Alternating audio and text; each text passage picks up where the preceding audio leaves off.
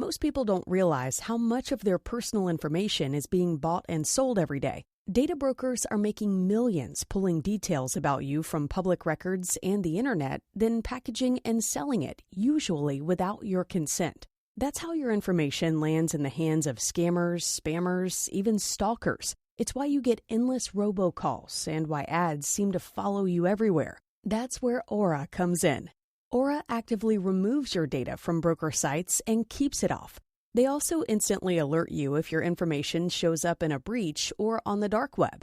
But Aura goes beyond data protection. With one app, you get a VPN, antivirus, password manager, spam call protection, dark web monitoring, and even up to $5 million in identity theft insurance, all backed by 24/7 U.S.-based fraud support. Other companies might just sell credit monitoring or just a VPN. Aura gives you all of it, together at the same price competitors charge for just one service. Start your free trial today at aura.com/hidden. Protect yourself now at aura.com/hidden. Why buy someone else's old problems? Resale homes often come with outdated appliances, inefficient insulation, and costly hidden repairs. City Ventures offers a better way. Our brand new homes feature modern open floor plans, stylish fixtures, and the peace of mind that comes with a builder's warranty. Everything is fresh, functional, and designed for how you live today. Skip the renovation headaches and move into something perfect. Find your new beginning at cityventures.com. That's cityventures.com.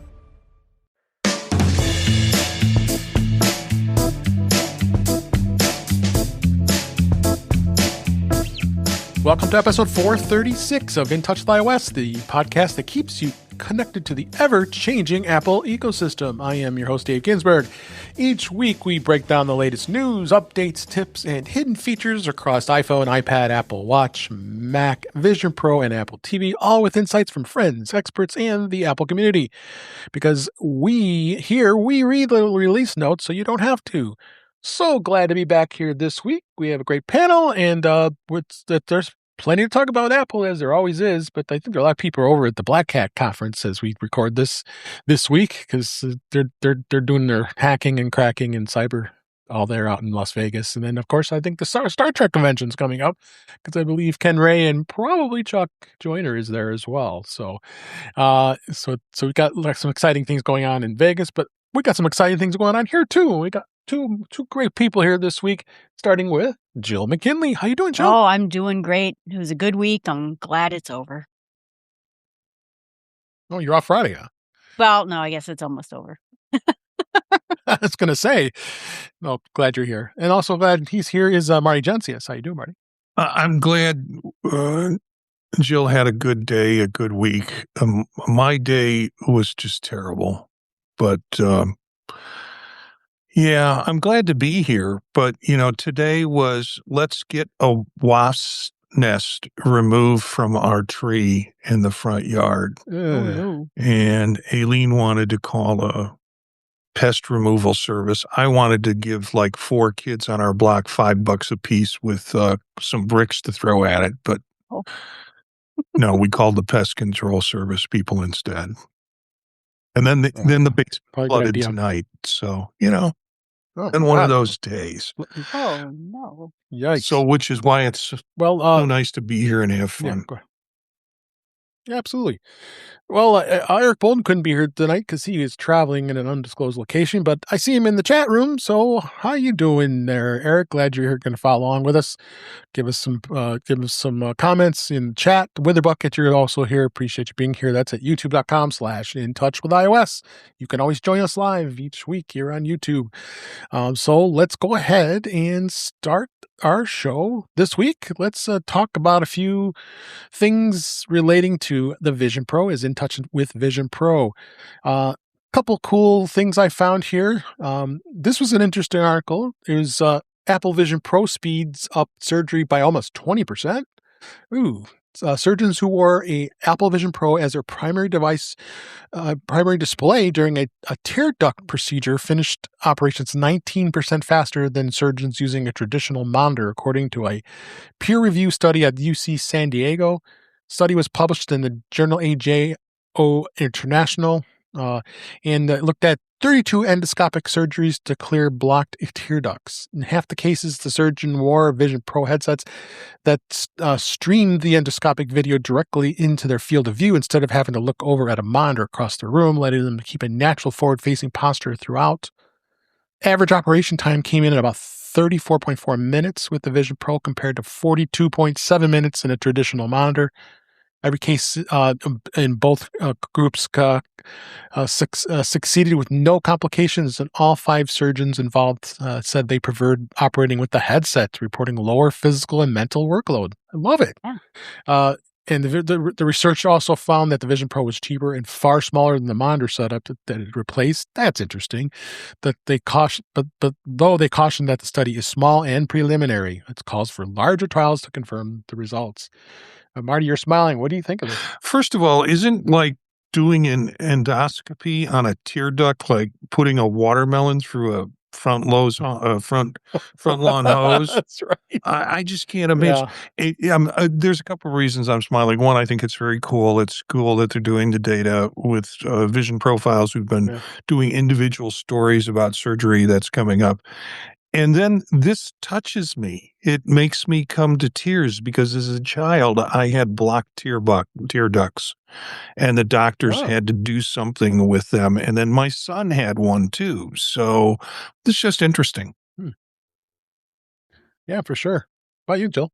Yes. I had robot surgery 15 years ago, and I thought it was the coolest thing on the planet ever. And this is even cooler. So I am so glad that technology is making all of this better.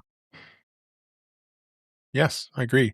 I think this is phenomenal. I mean, this makes me even more excited. I own a Vision Pro and how this technology could continue to be a amazing device to use for things like this in surgery. Because I tell you, surgery's scary for anybody, but for doctors to be able to use this tool as a way of helping with any type of surgery that it would benefit from, because you always see all the time. I mean, I've had surgeries and I see them looking up at screens and they're trying to look at what they're working on, and I think this is pretty. I think you have possibly. Yeah, you will possibly come up with a side gig for me when I retire. Yeah. Yeah, there you go. Well, you get some AirPods to tell you what to do, and and you could do it. You'll be the next one doing. I could do it on. Well, if I was wearing a Vision Pro, I couldn't do it on myself. That's the only thing. Oh, right. I don't know about going to do yourself is probably going to be smart, but. But all right, let's go ahead and move on to the next story I have on Vision Pro. This was a cool Vision Pro interaction with an old lady. This is interesting. I found this on Reddit. A person says, I was recently delayed for a flight at O'Hare in Chicago, and I ended up losing my Vision Pro while sitting at the gate. An older lady, likely in her 70s or early 80s, saw me and came up to talk to me. I was expecting the usual, what do you do with those? But no, she said, how long have you been using the Vision Pro and what do you use them for? She obviously knew exactly who they are. And she then said she had never seen anyone with them in public. Best part, she said that her daughter was one of the engineers at Apple who worked on the project. That's awesome. So she was all excited to see someone with them. She said, I'm a huge fan of the Vision Pro. I use them daily, he says, and especially when he travels. And I have them pretty much on the entire flight. It's massively improved how much I enjoy traveling. I made sure to tell her to thank her daughter for her work. I feel like I live in the future with those things. So that was kind of cool to read that. I don't know if you saw that. I'm assuming you saw that. Yeah. Well, my question is, cool story. Well, why didn't this person just kind of offer to put it in guest mode? Yeah. Probably not enough time. Yeah. You're sitting in the airport. That was what's funny cool. is when I saw that article, I'm in the midst of the David Pogue book, right? And he's talking about how when they came up with the Apple Watch and people are like, yeah, but what's it for? And they spent longer time trying to figure out what it's for than actually inventing the thing. And I thought, that's a lot like the Apple Vision is great, but what do you do with it? And I think that's great that he Well, the story is factual because it starts out with, I was delayed for a flight at O'Hare. So. That's right. Why I never flew through O'Hare. Nothing like being delayed in Chicago. Yeah. Nothing like being delayed in Chicago. Yeah, you get to go to Garrett's. You get to pick up Garrett's while you're have some Garrett's popcorn or nuts on Clark's. Nuts on Clark.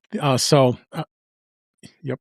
All right, let's go ahead and we'll move on to beta.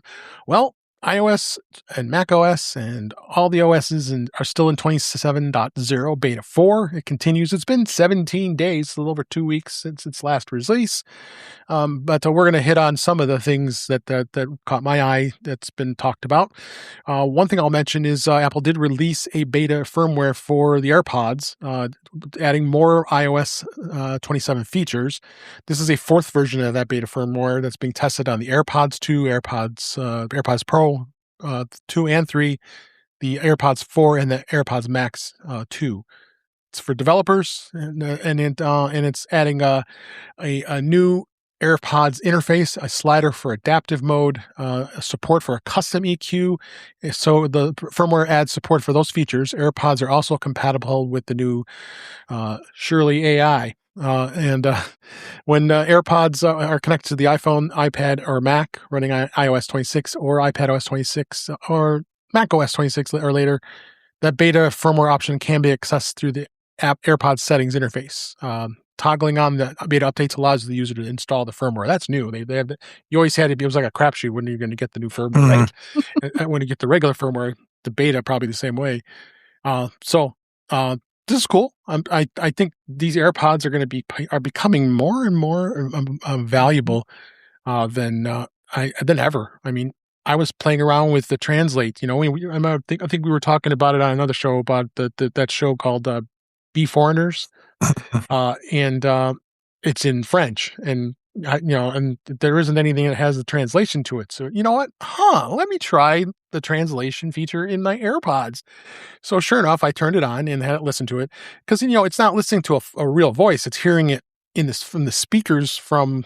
I was watching it on my Mac, so it did a pretty gosh darn good job translating it. It was hard to just kind of keep up a little bit because I think we were talking about it on this show that you don't like, a lot of people don't like seeing the subtitles on there as reading it in English, and I think the version we had didn't have it, and then of course Eric came up with that workaround using Intube to your to do workaround is far better.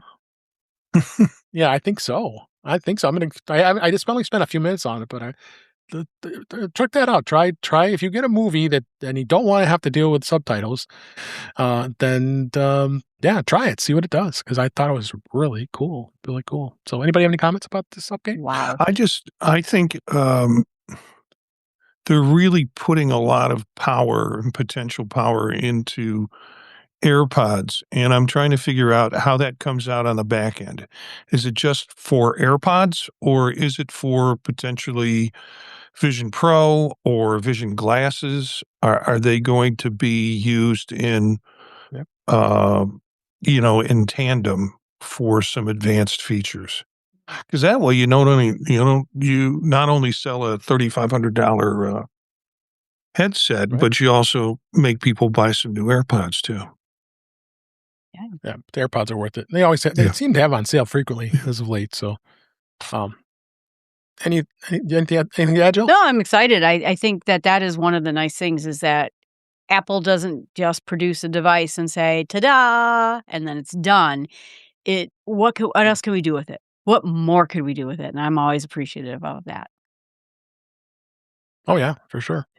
Let's see. Oh yeah, so a couple new features on the iPad. They did some status bar and menu.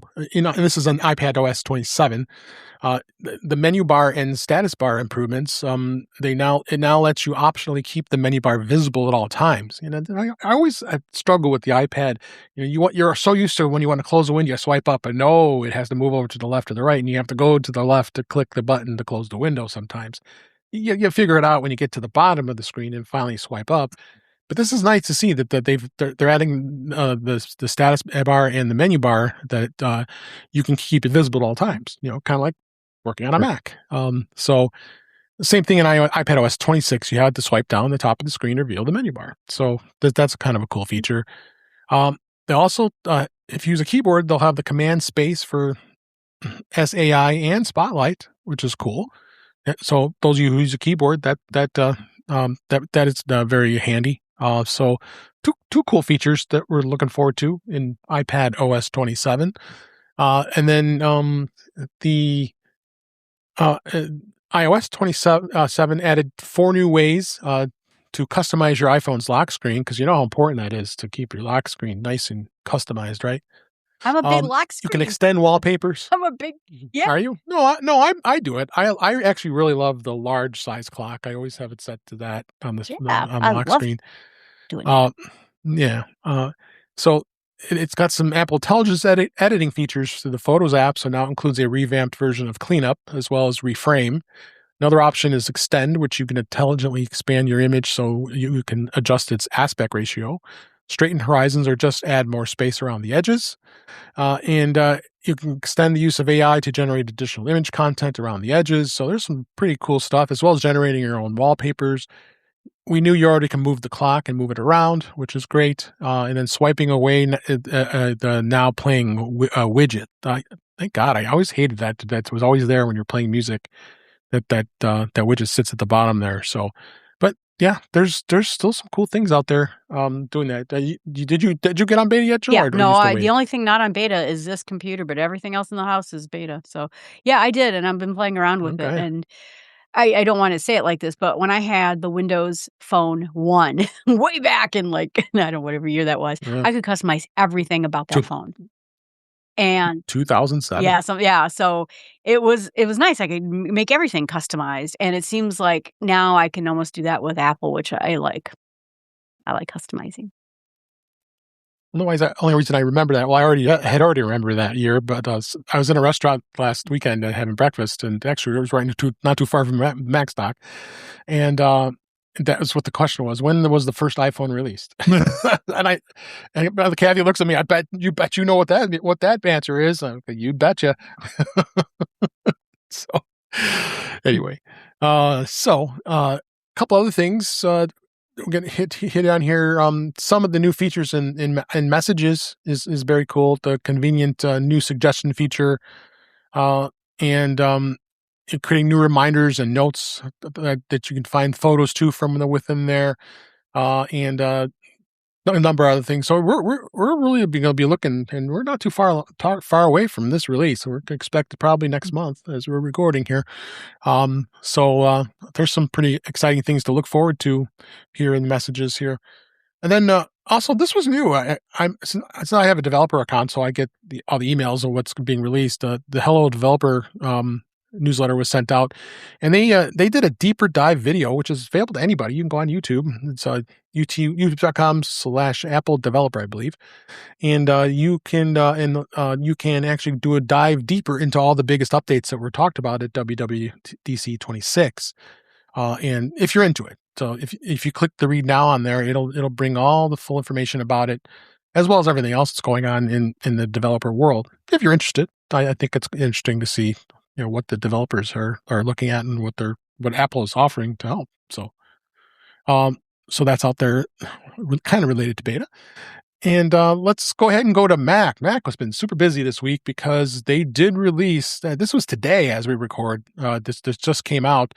They released a new update already. 26.6 just came out, last week, I think it was? Mm-hmm. And now macOS Tahoe 26.6.1 is an update just a little over a week, right, of that release. You definitely need to do this. This is super important. There's so many ridiculous, crazy security updates that this added. And in fact, they also updated Sequoia and Sonoma for those who are still rocking the two older previous OSs. So you want to take care of that. It's some pretty serious screen sharing vulnerability is what happened here. And it covers all 3 of the versions of the macOS, from the current one to the last 2. Golden Gate is not affected to this. So it does says an attacker on the network may be able to authenticate to screen sharing without valid credentials. So you know how you turn screen sharing on your Mac in the settings. So that's kind of scary because that is a security set there, and that you can actually pass that.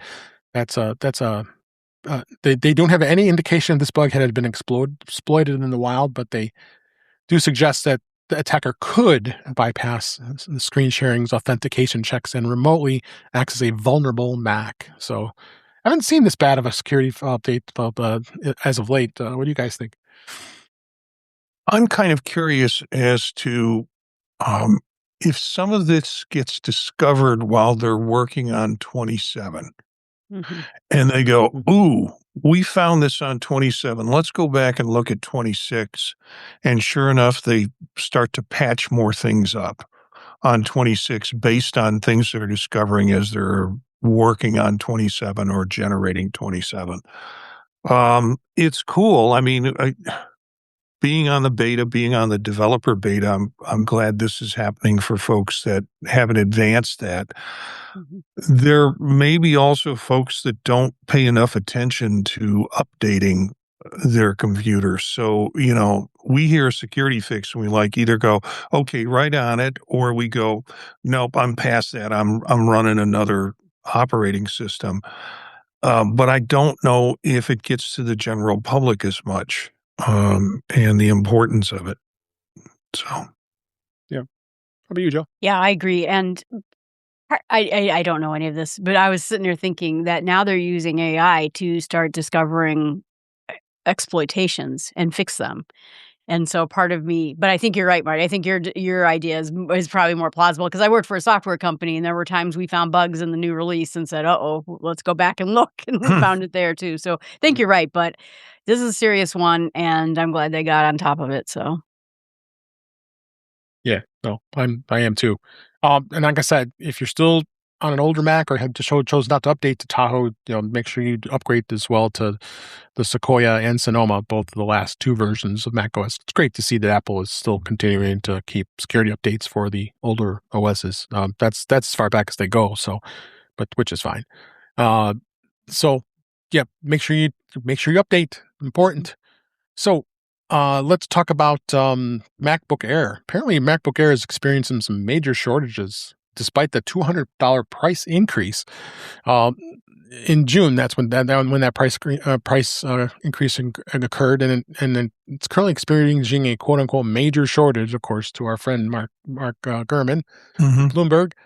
Retail stores sources are saying they're struggling to keep the laptop in stock, and the shipments of the new units are more constrained than they can ever recall. And I would agree with that. In the U.S., the MacBook Air is facing a 2 to 6 week delivery estimate on the Apple's online store, with configurations with higher amounts of RAMs delayed the longest. No surprise there. It's due to the ongoing memory chip shortage. Aren't we just always know? We love to hear about that. And it just continues to from companies are building out their data centers with the AI servers and sucking up all the memory. So beware. I'm glad I have my MacBook Air when I bought it because I'll say, haha, I have one. Anybody have any comments? Yeah, I heard some stuff today that it's not all about the chip shortage. It's other components that are also impacted. So it's easy to kind of look at the chip shortage and kind of say that's the focus, but it could very well be another part that they can't get because of tariffs and companies being able to produce and get things to us to be able to use, or get to companies over there to be able to put together. Obviously, RAM and chip shortages is driving up the cost of a lot of things, but the delays might not just be that. Yeah, that's very possible. Very possible. But let's blame the RAM shortage. Yeah. That's the best place to blame, right? Anything you want to add, Jill? I was just curious, and I'm kind of thinking it feels like Apple is so easy to move to right now, and it is getting more and more integrated, just like the whole thing where, oh, if you get texted about a reminder, it'll create a reminder for you. Everything is just working together. And I thought, gosh, I wonder how many people are switching in these days. I have no stats to it, but I hear a lot of it from a lot of people that I never would have expected that they're switching to Mac. So, yeah, I think anecdotally, all we hear are stories about how happy people are switching to Mac. Similarly, you never hear stories anecdotally how happy people are switching from Mac to PC or to Windows. So you've got to, whether there are a lot of people switching, I think there's some evidence of that with the Neo that drove a lot of new users into it. And if you follow any of the Reddit stuff with Neo, that's all people talk about. I just got it. It's my first non-Windows computer and things like that. So we're seeing people drawn into the ecosystem, but many of them had already been by having an iPhone, but working a Windows computer. So. Yeah.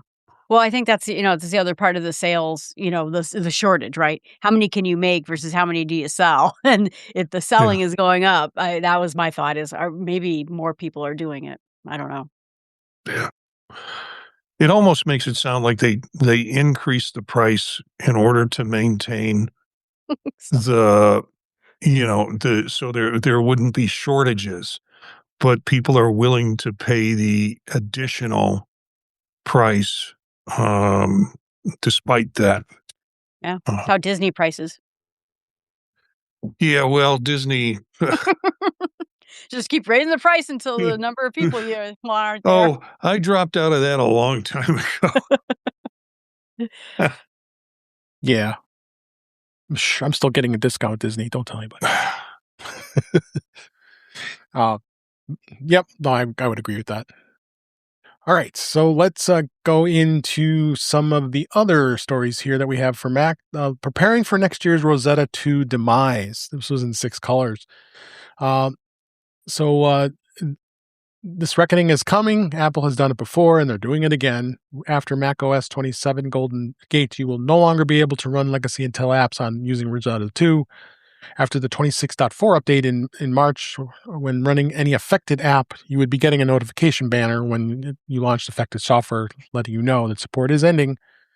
They continued on. This is nothing new. A lot of applications had to go, and even says in here, sunsets can be beautiful. I don't know about that, but there is a helpful tool in Golden Gate in the system settings, general and about and click details. And next to Intel-based apps, there's a dialog box that appears that lists everything installed that requires Rosetta. It's a nice touch. As he said, Apple shows your apps launched in the last year. You have like Super Duper's listed and text expander. Huh? That's an old text expander. It looks like that icon. And then Postbox and, of course, Epson's configuration utilities, because, Epson always updates their software timely. Yeah, sure. And we're like, that's not my experience. Okay. Yeah. So just people be aware if you are running anything that's Intel based, it's going to warn you. And that's just the way technology changes. I mean, it's due. Apple has abandoned Intel since 2020, I think it was. This is when we've been off Intel now. When the first M1 came out. So they were slowly fading away from it as it was. I think the last model I think there might have been a 2020 model of Intel, but it's I say RIP because the first version of Rosetta got updated to Rosetta 2, and then here we are today. You guys have any Intel apps you're still running? I think I cleaned off the last one. I had one, and I went and just fixed it by getting rid of it and finding something else. Kindly say, I don't know and I don't care, because you'll find out. Because if to me, it's not on the user as much as it's on the developer. And if the developer has decided not to get out of Intel app emulation, then that's on the developer. It's on the user. What I've also found is some of this stuff that is pop-up warnings saying, oh, you better watch Text Expander because I'm a big Text Expander user. And that's not the case. They're not Intel based anymore. However, the Rosetta warnings will come up, not so much now, but a lot. I'd say a couple of months ago, every time I was running something and it would freak me out. And then I'd go and I'd look at it and it's like, no, this is a false positive. So, yeah. Looks like Steam, which is the gaming app that I get all my games through, might be still on Rosetta. So I'll have to look into that. Oh, sure they're going to have to. Yeah, there's too many Mac people. Yeah. So let's go ahead into other topics this week. We've been reporting this for the last couple weeks that Apple's iCloud private relay is leaking users' real IP addresses. Apple's paid Safari protection feature, which is part of iCloud Plus, promises to keep your IP masked, but it doesn't always work, according to security researchers. And it turns out that iCloud private relay can expose your real IP addresses to websites that you use or pretend to use passkeys. As people know, the iCloud private relay is a service included with paid app iCloud Plus accounts. It's supposed to hide your IP and DNS information while you browse the web using Safari, but it is not a VPN that masks traffic from a device. Passkeys use the WebAuth standard, which stores a private key on your device, not the Safari browser, and then the request the system sends to the website that isn't protected by private relay and can leak your IP address. So, as we go here, it's just really saying that these attackers want to find someone's protected IP so they can set up a website and start hacking you. In fact, the developer is his name is Misk and Haji Bakri. They have a website. There's a link in the article to check your IP address to see if it's a leak checker. And it does say some possible leaks. Yeah, look, I just clicked that, and I'll put that link to this directly in the show notes, saying where I am, and it's got my IP address, and then it says possible IP leaks. But I'm not. I'm on my own trusted Wi-Fi network, so it's not. I think it's more of an issue when you're traveling, and you're like, if you're at a Starbucks, if you're using public internet. I mean, first off, if you're really worried about it, you should be using a VPN. Yeah. But this tool's supposed to be something that is going to protect you, because it also causes a lot of problems with iPhones, especially a lot of company networks, especially guest networks that you go on. That, hey, I can't get on the internet. Oh yeah, because it's rotating my MAC address because it doesn't want it wants to fix MAC addresses, not changing MAC addresses. So, but that's what they're supposed to do to keep things secure. So. So, Dave, are they saying that essentially iCloud Plus is fallible in terms of this, and is supposed to hide your IP and DNS information, but there are ways people can get to it through a leak in iCloud Plus?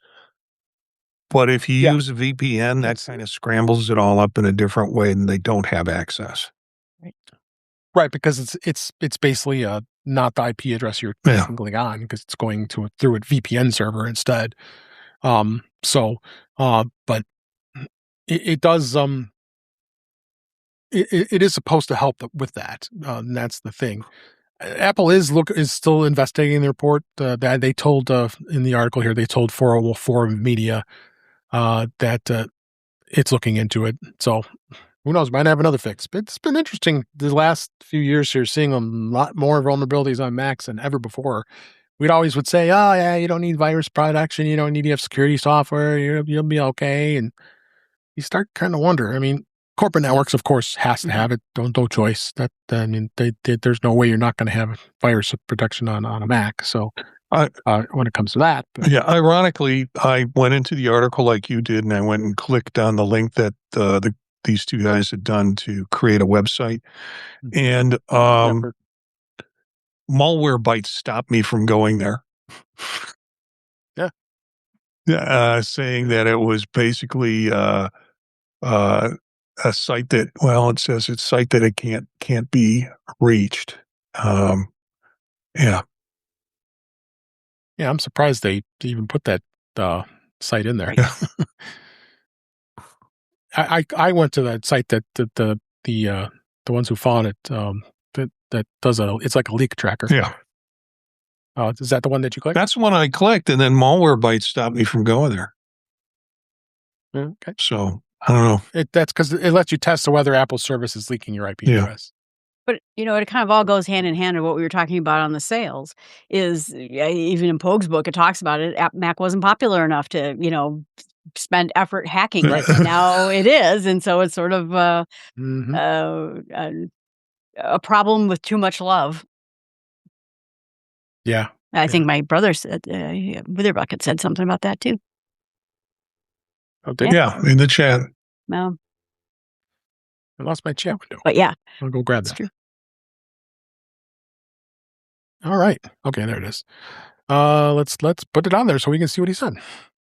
Yep, that's right. Yeah, more Apple popularity means more Apple targeting for hackers. I agree with that 100%. So, but I'm still not going to install virus software. I don't like it. I have that Moonlock one that came from SetApp. Yeah, I have because it's part of MacPaw in there. Clean My Mac too. Mm-hmm. That's it. Yeah, MacPaw's been releasing tons of great stuff. Sure. So they're really expanding on their things here. So, another interesting topic I found here was CarPlay is now coming to pontoon boats, and I wish I could get it on my family's pontoon boat. But these are new boats, so I can't imagine. We have a very old boat, so it's got the old radios, like the DIN styles, the small ones, not the big screens. So this might be difficult. I might be able to get an extended screen, but it won't. You saw those little weird ones that you can get for $35. That does CarPlay. Yeah, but exactly. Nah. So the Mastercraft Boat Holdings said that it is adding CarPlay to its upcoming Crest and Bellis pontoons. They're working with the Savvy Navy to bring CarPlay and on-water navigation to boaters. Boats who purchase select 2027 pontoons will have access to CarPlay and many other features that are available in a car. The Savvy Navi mobile app will integrate with CarPlay and to show nautical charts, GPS tracking, smart routing, and the live weather forecast at night, alongside with the basic CarPlay apps. That's kind of cool that they're doing this. And I mean, if you can afford a boat, you probably can afford this. Honestly, CarPlay should be in everything. Because yes, it really should. I mean, that's especially when you're boating to have that like that, because you used to have the old radios that you can call for distress and help and that. But yeah, it's kind of cool. CarPlay is going everywhere, right? Anybody have any comments? I think it's cool. My only thought was, oh, go ahead. Yeah, and just using that particular app to adapt in terms of navigation is pretty cool. Yeah. Most for navigation, all right, but most places I've been with boats, there's no internet. Maybe I go to really remote places for boats, but that's if you're because you are Joan from the Northwoods. You are in the Northwoods. Yeah, I go up to Rice Lake and there's no internet. Nothing. Although when I was driving up to Estes Park when I went to visit Colorado a couple weeks ago, and I knew that when I was there back in January, that it's pretty amazing that they installed towers along the main road that goes up to Estes Park in the mountains. Up 34. And it was solid. Yeah, it was solid. Solid internet. You see them too. There are black posts that are sitting along the highway because I didn't know what they were at first. And when I went with Jeff Gammett, those are the new cell towers they have up here. I can imagine how bad it was up there before they did that. I was up there. Probably had no service at all. Yes. Yeah, bad service, I'm sure. All right, so let's talk a little bit about Apple's preparing for the September event, the iPhone event. This generally is what happens. This is kind of a rumor, but I wanted to talk about a little bit here. They are getting ready for the September iPhone event, which is expected to see the debut of the iPhone 18 Pro, the 18 Pro Max. And I know Marty's excited about this one, the all-new foldable iPhone. Ahead of the event, it's going to have an event support experience program lottery for U.S. retail employees who want to travel to Apple Park campus to staff the in-person media gathering, and for directions, greeting attendees, and support security teams. Employees were told the iPhone event will take place during the first half of September, but Apple declined to give more specific information. Usually it happens like the first week or so during September, like just after Labor Day or the week after. So that's kind of cool. But it is a lottery, so not everybody's going to be able to go. But giving employees that work out in the retail stores, they have that option to be able to do that. So at first was reported that they might be doing an actual live event, but I think that's not going to happen. I think they're finding that as they've been doing the recorded events, it seems to be a better experience. Do you have anything, Jill? It's too complicated to do the live shows, but I'm always excited. That's, it's funny because everyone, gets excited about the events, and I'm excited about this one. Although I probably will not get an iPhone this year. I will probably, though, be looking to see if the Ultra does glucose monitoring, and maybe I will.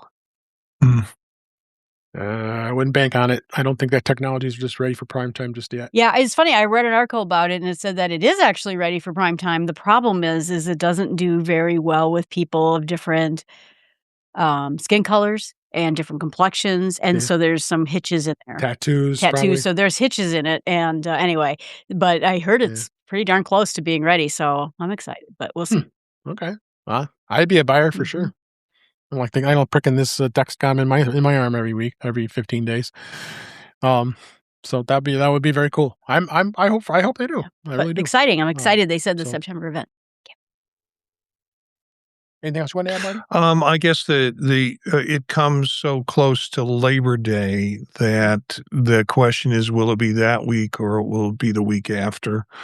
And then I've also heard that they're not rolling out all 4 phones at once. No, they're not. No Air. Yeah. No 18. Yeah. Yeah. You're right. And there maybe no foldable. So you might be able to get the Pro and the Pro Max.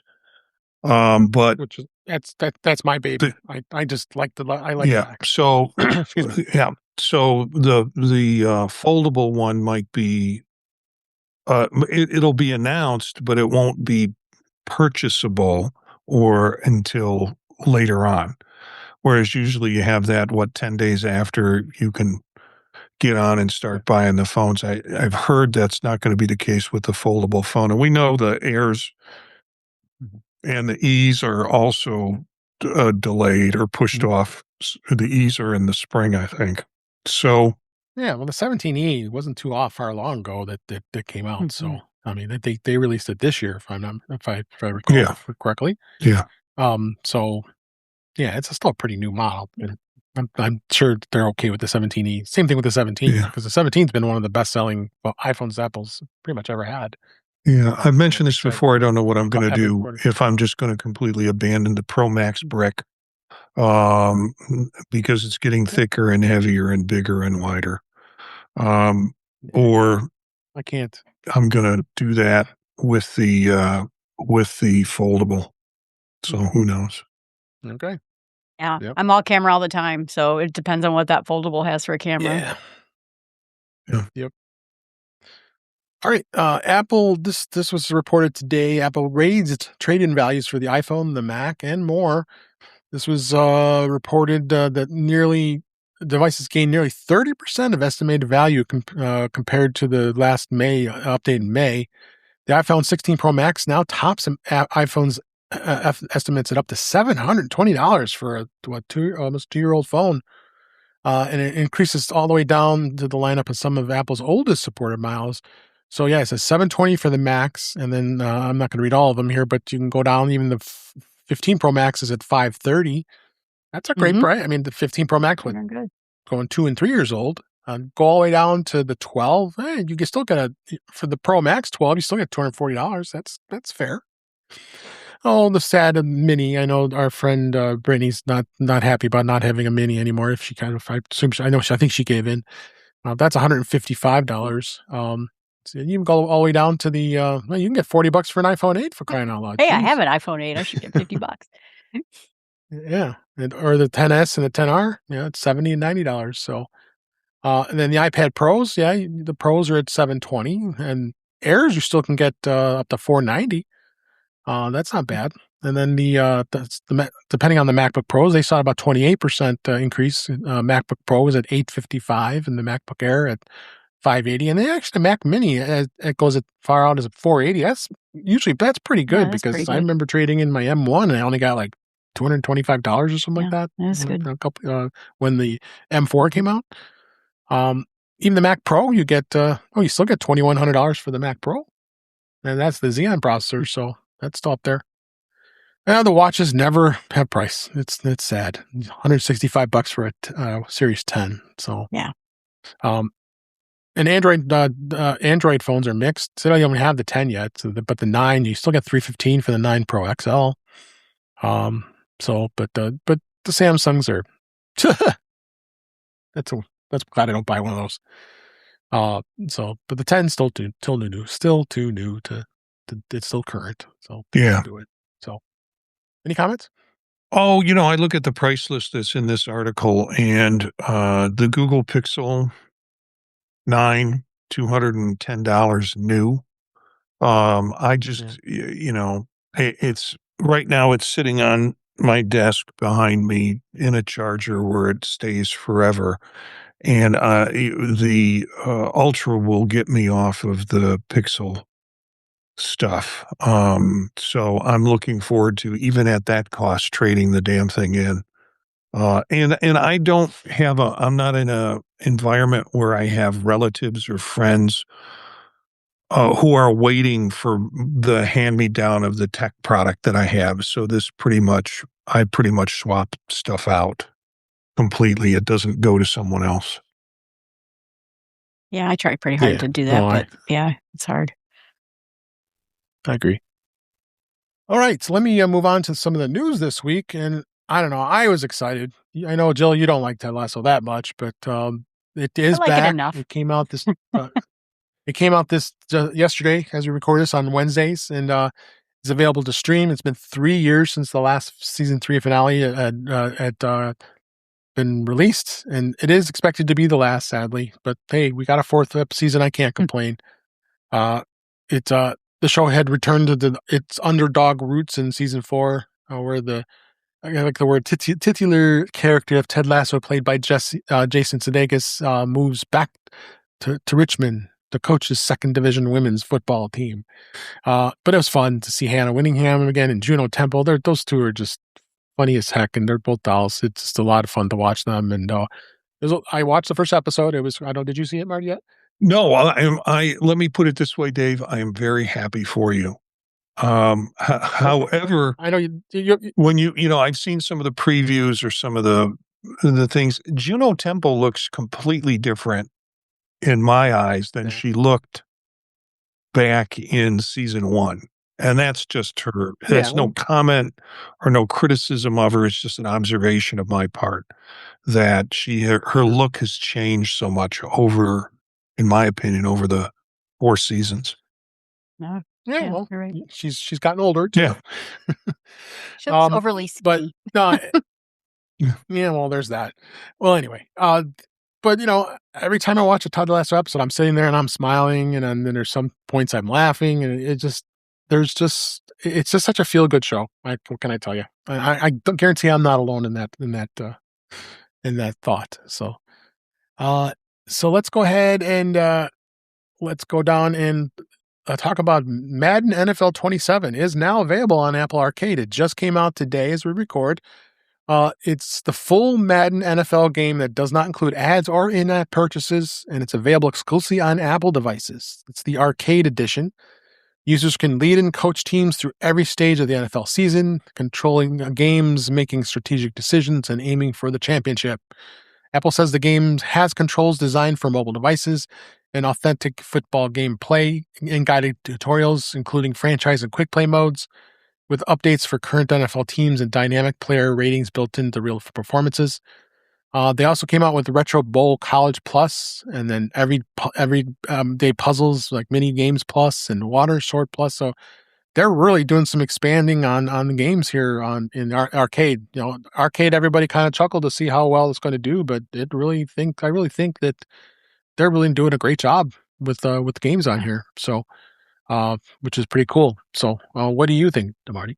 I am excited to turn on my device and go into Madden NFL 27 and try it and have my ego deflated really quickly and then never open it up again because I'm not really a gamer and my thumbs don't work that way. So, sure. Jill, any thoughts? Well, I've played Madden probably every game up to I don't know, probably a decade ago. I played them, used to play them all, and so I'm excited to try this. But I really am hoping for MLB The Show. That was my game, my sports game, and that's one I'm hoping will come too. And as much as I knock it, I'm really excited for Apple to bring these kind of big name games to arcade, which is like, you got the service, you get it in Apple One, you don't have to pay for the separate games. That's all good and done. It's just not my thing. It's not pulling me in to use an Apple device. But I think it'll quiet down a lot of the critics. The biggest thing with the arcade games is that every other game you buy out there, they say, "Oh, you're really stuck on a hard level. Oh no, you should give us $9 and then we'll help you out with the next level." And they sell advantages, and that arcade doesn't do that at all. So you can hand your kid any arcade game and know that they're not going to come begging for $10, $20 add-ons just to get over a level. And so it's great. And I'm glad they're doing it. Yeah. Yep. Definitely. All right. So let's talk a little bit about the Apple Card. It's interesting that Apple and Goldman Sachs continues to do all kinds of perks and benefits, even though we've been told, well, it's got to be over a year ago since that we had thought anyway that Chase is going to be taking over this program. But I understand that banking, the industry is slow when it comes to those types of transactions. But they did now have available with a new benefit available at them at booking.com to book trips. With users automatically being able to upgrade to Genius Level 2 after completing just one eligible stay or car rental rather than the usual standard of 5 bookings within a 2-year period. Genius is a booking.com's free loyalty program with Level 2 unlocking a number of benefits, discounts and all that kind of fun stuff. Plus, you get your enhanced 3% cash back. So I've booked. I don't. Anybody book here on Booking.com? I've done it, I think, once, and I was like not too excited about it. Yeah, No. For me, it always finds kind of hotels, and then you do the comparisons, and it's sort of you want all of this up front, and the different kind of like Travelocity and all these kind of separate booking agents. Other than going to the actual hotel, for me, creates a bunch of hoops I have to think through before I make the decision whether you use the service or not. This has got me intrigued and interested because I can do it through the Apple Card, obviously. And I'll do that. I'll use my Apple Card for booking at other hotels, too. That's not the issue, but... Sure. Yeah, I like to do it myself. After all the travel I did, I tried a service once and I hated it so much. And it wasn't this. This was, I don't know anything about it, but I liked being able to pick my own things. Yeah. Yeah. So, next story here. Disney Plus could get a free ad-supported tier. Disney could introduce an ad-supported Disney Plus free tier in the future, according to comments with Disney CEO Josh D'Amaro during the company's latest earnings call this week. He said that Disney is considering a free tier that could allow it to reach people unwilling to pay for a subscription, but no launch plans were shared. Let's read out the first sentence here. First, we see a way to expand our reach to a customer segment that is more price sensitive. Well, yeah, you do charge a lot of money for it. That's for sure. Disney Plus has competitors like Apple TV, Netflix, who don't have a completely free tier, but services like Tubi and the Roku channel have free content, and so does YouTube. So this whole area of streaming platforms is just it's a wild, wild west, I think would be a good way to say it. It has changed so much, and then with everything going on with Paramount, who knows if that merger is going to go through? I'm worried about what's going to happen to Star Trek's with them, and all these other platforms. It's just I'm not surprised. And I thought Netflix still kept their free tier, if I wasn't mistaken. Or no, they have the ad support tier. You just pay a less price for it. That's what it is. So, any thoughts? I'm one of those folks who I don't want to go to a movie theater and sit in the movie theater, and I have to come in early. And I like to come in early because I want to see the previews, because I don't get to see the previews. But my kids always show up late. I have to sit out in the hall waiting for them, and I'm missing the previews. But the commercials are right there too. It's not in the middle of a 2-hour movie. Is it going to be interrupted for a commercial break? And I just think it ruins the art when you do stuff like this, or potentially just say, we want you so bad, or basically we want your eyes on our ads so bad, we'll give you a free tier as long as you look at these ads.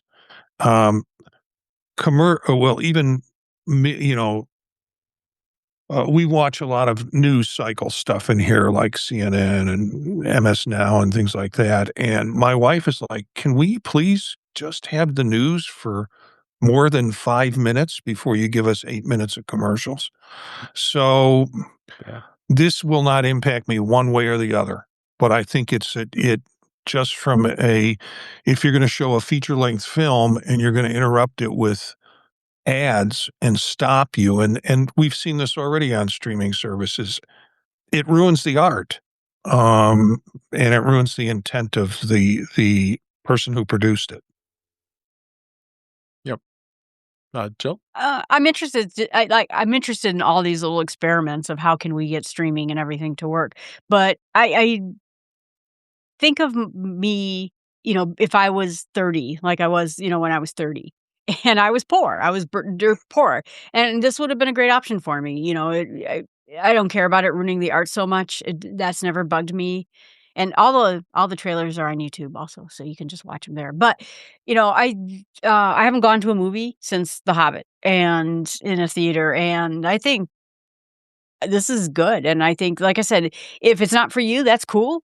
But if it is for you, and you want ad supported, because I think it's, fine. I don't know. I'm glad options are coming, I guess. Yeah.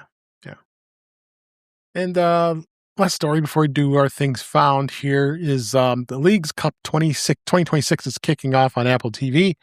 Apple today highlighted tomorrow's start, which is this week, this past Tuesday, as we record here, in an annual competition among the teams from the Major League Soccer and the Liga MX, with all 62 matches available on Apple TV subscribers, no additional cost, in over 100 countries and regions. The tournament features 18 of the 20 MLS teams in the U.S. and 18 of the Liga MX teams, and with the top 3 finishing teams receiving spots in the 2027 CONCACAF Championships Cup, the League Cup Championship qualification for the FIFA Club World Cup and other international tournaments. So if you're into soccer, they'll have all kinds of coverage with this, and there's a lot of people out there who like football, or as we know it, soccer. And I think it'll be kind of cool. Anybody gonna even take a peek at this? Oh yeah.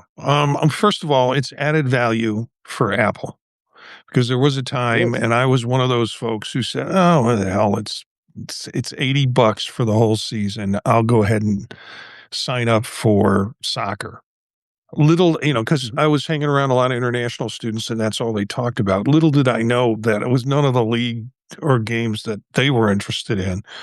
And then they moved that into free, basically. And I thought, well, that's a really good move to get more people interested in it without having to pay it. So Apple must have seen some sense in investing that and not making it a pay service, but building it into Apple TV as a way to attract people. So whatever they were getting in revenue was somehow equaled out or bested in some way. And now to add this means they are really, I think, beginning to try and lock themselves in as the source for the sport in an attempt maybe to be more.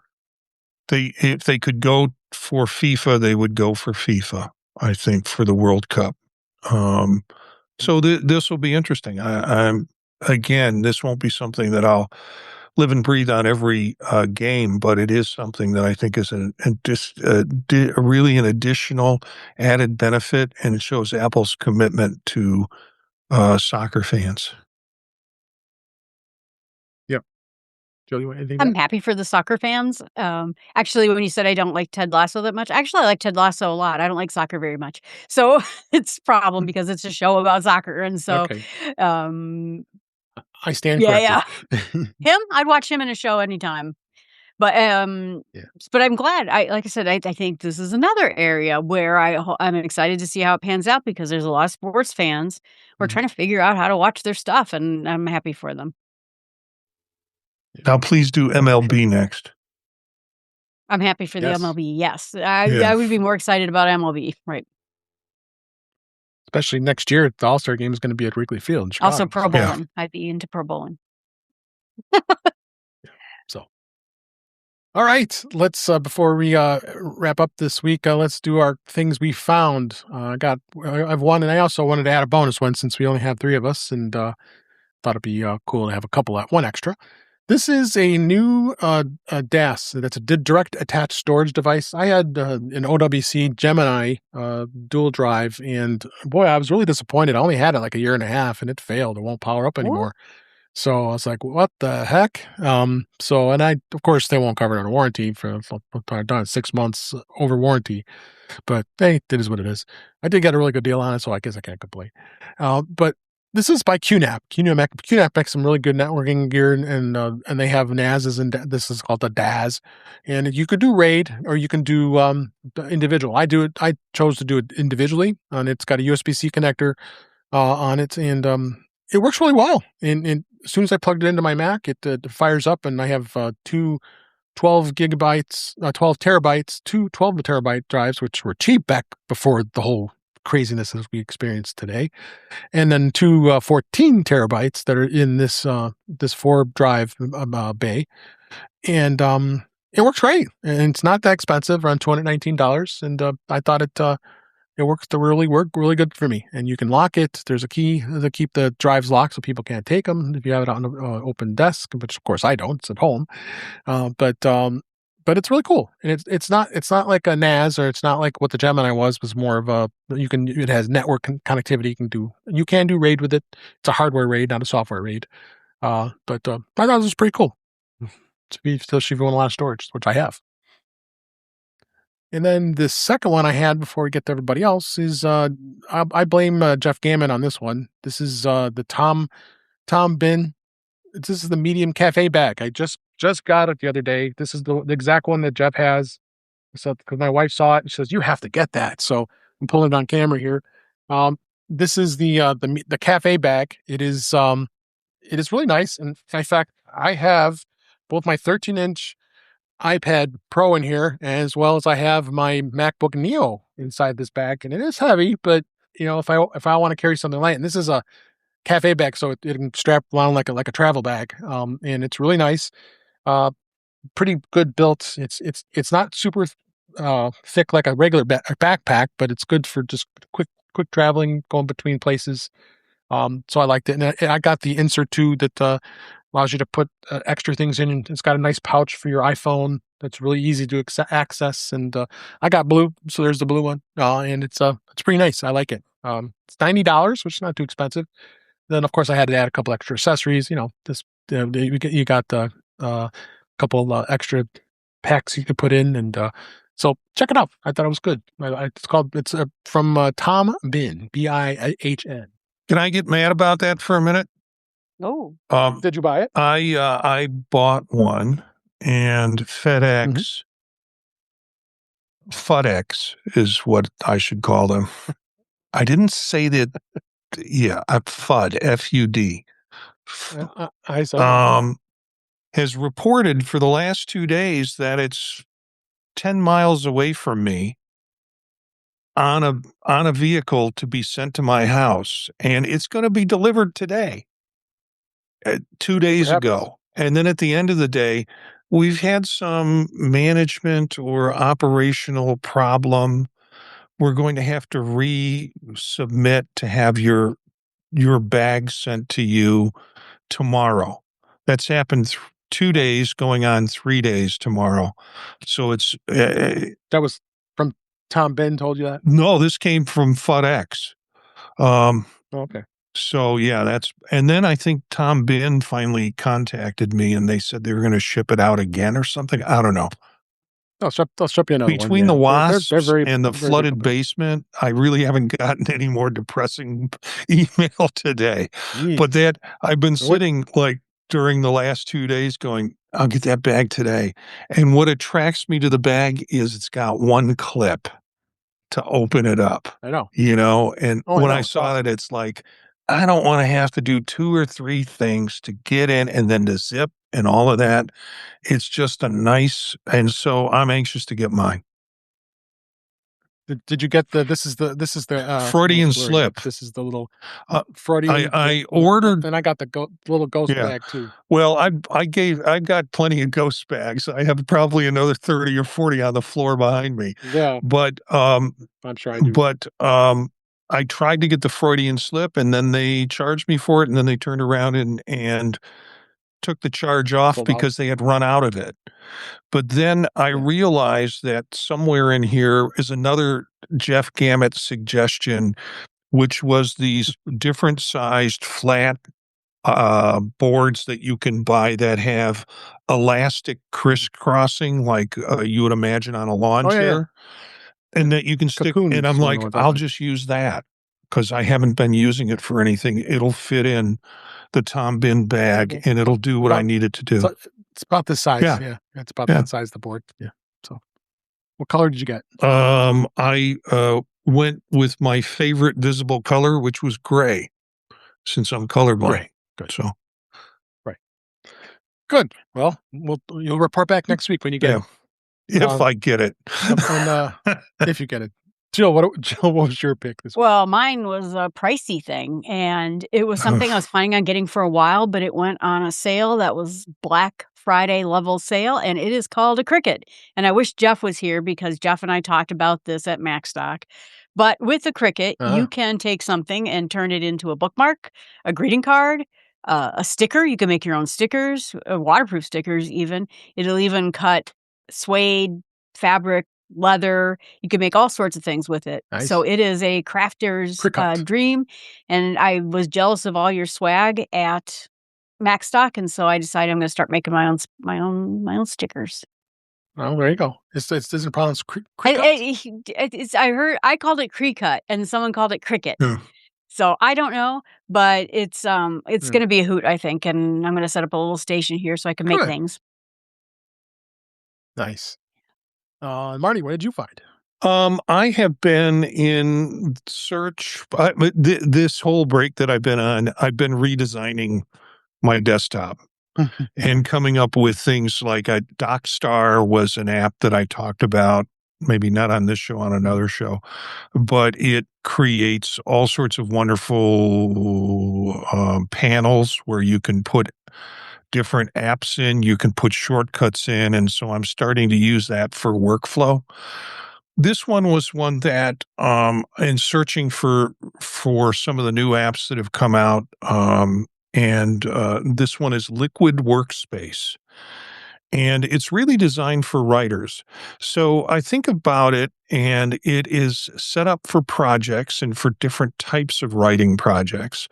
But you can set it up for podcasts, or you can set it up for whatever projects you have, because it has it opens up with some templates, and one of them is blank, and then you can start creating your own templates with it. But it's really cool because you can just drop whatever you need into that project as part of it to be able to access it. And it, again, Liquid Workspace and it's free, but it has in-app purchases. And what the in-app purchases, I think, is $99 lifetime. And it allows you to do some other things with it that, for $10 for an app that's lifetime to support a person, it looks pretty cool. I've just started playing with it, and it has brain maps in it. You can do PDFs. It looks sort of like Scrivener on steroids. Sort of if you mashed up, if Scrivener and Obsidian had a baby, or Scrivener and Obsidian and Notion had a baby.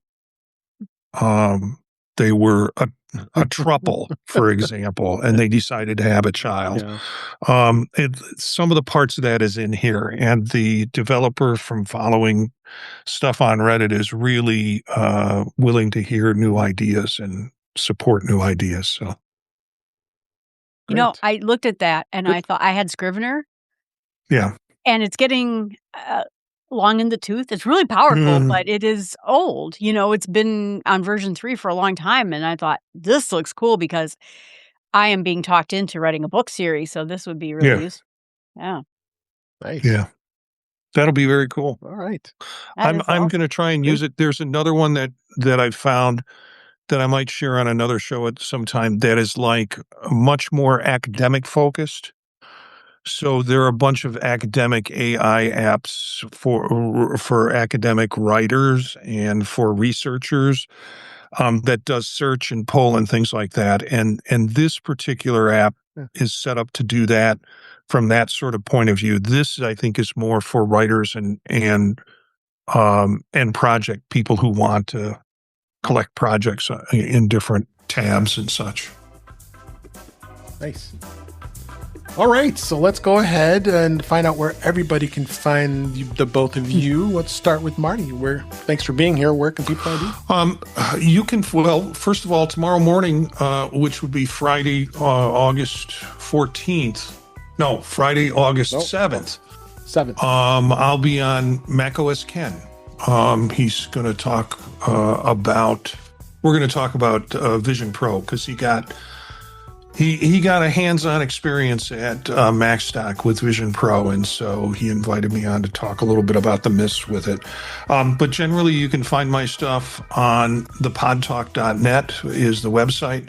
It includes shows like Vision Profiles on Monday night, and the Neo Notebook on Sunday night, Old Mac Gang on Wednesday, and a bunch of other projects and podcasts that I'm involved in, including shows like Dave Ginsburg's here on Thursdays and Chuck's on Tuesdays, Mac Voices, and then Tech Hangout, and some other ideas that the two of us have been talking about in some ways. So some more emerging work.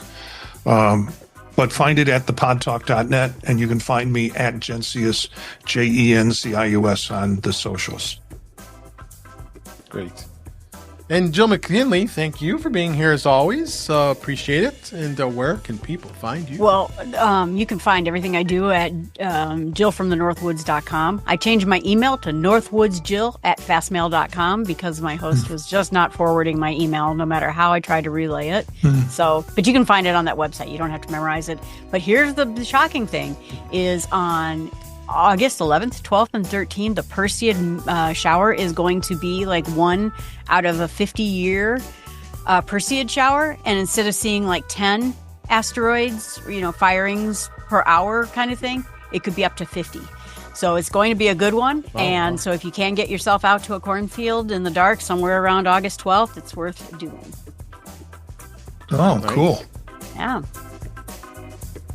You probably can't go too far for you to find a nice dark. Oh, I have a cornfield all set up, ready to go. Nice. Yeah. With cameras, I'm sure. Same thing here. Kent is surrounded by farmland, essentially. So you want to look to the northeast. So cornfield that's open towards the northeast. And you look for the Perseus